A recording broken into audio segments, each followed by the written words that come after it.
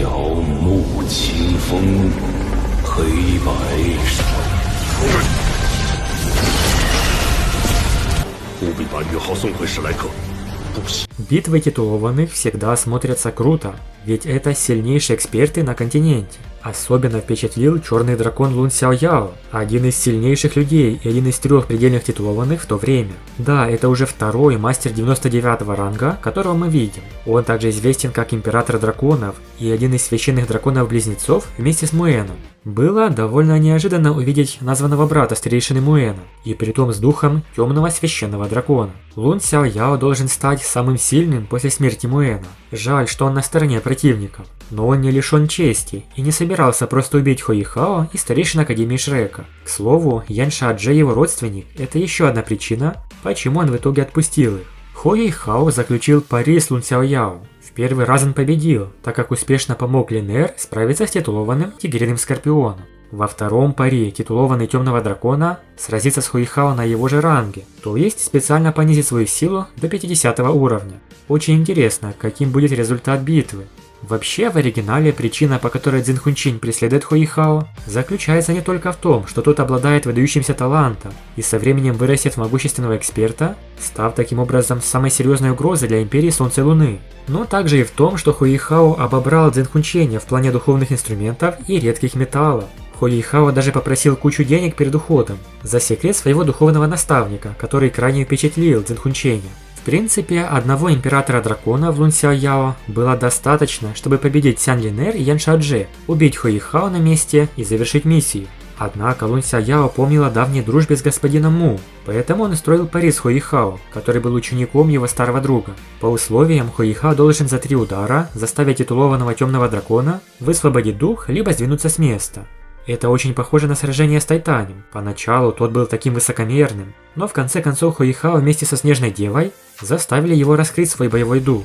Из трейлера видно, что Хуэйхао действительно сделал это за 3 хода, отбросив на полшага Императора Драконов и выиграл это пари, хотя Хуэйхао также был серьезно ранен. Но Лун Сяояо все же сдержал свои обещания и ушел вместе с титулованным Тигром Скорпионом. Как Хуэйхао смог? Все просто. На своем уровне Хуэйхао можно считать сильнейшим среди мастеров с 5 кольцами. Император Драконов подумал, что сможет заблокировать атаку Хуэйхао. Но когда тот высвободил свою мощную ментальную силу, глаза 4 присутствующих титулованных загорелись. С высвобождением духовной силы аура Хуэйхао начала непрерывно увеличиваться. Все его тело наполнилось золотым светом, а сила души и духовная сила постоянно сжимались и сливались. Лун Сяояо не воспринял это всерьез, но когда Хуэйхао открыл глаз судьбы, даже предельно титулованный был потрясен. Он почувствовал, что у него волосы встали дыбом. Хуэйхао полностью довел свою духовную ментальную силу, а также боевые способности до предела. Хотя Император Драконов был силен, он все равно запаниковал, когда увидел, что ледяной меч направляется прямо к нему.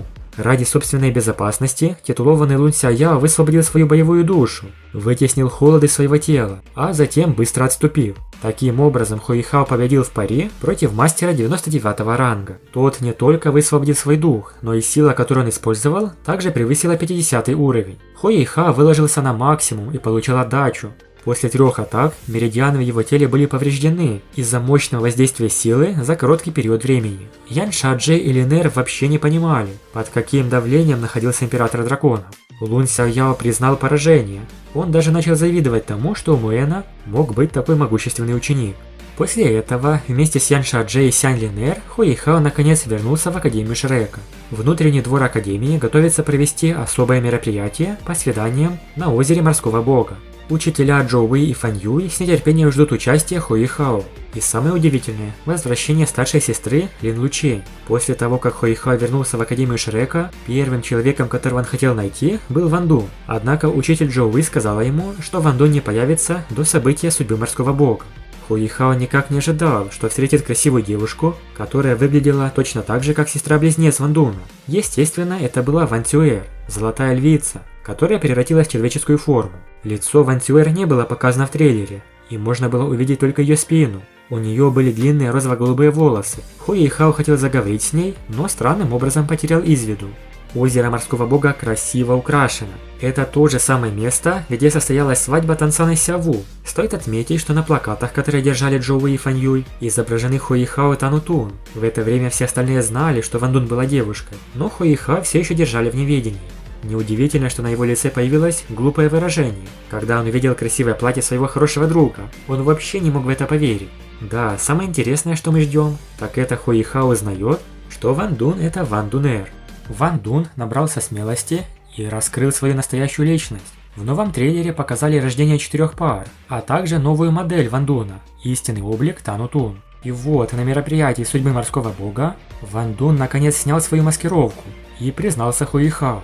Стоит сказать, что новый облик Ван Дунер очень красивый и довольно сильно отличается от того, как было показано Танутун в других трейлерах. Ее длинные розово-голубые волосы, развивающиеся на ветру, очень привлекательны.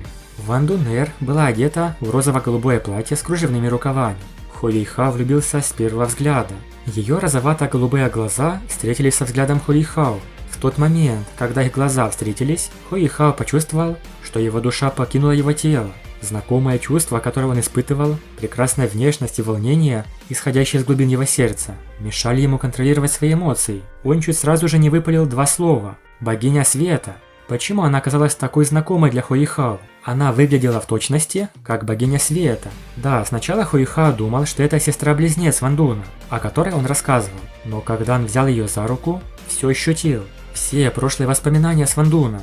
Когда ее духовные кольца поднялись, пара огромных крыльев бабочки распахнулась за ее спиной. Большое спасибо за просмотр.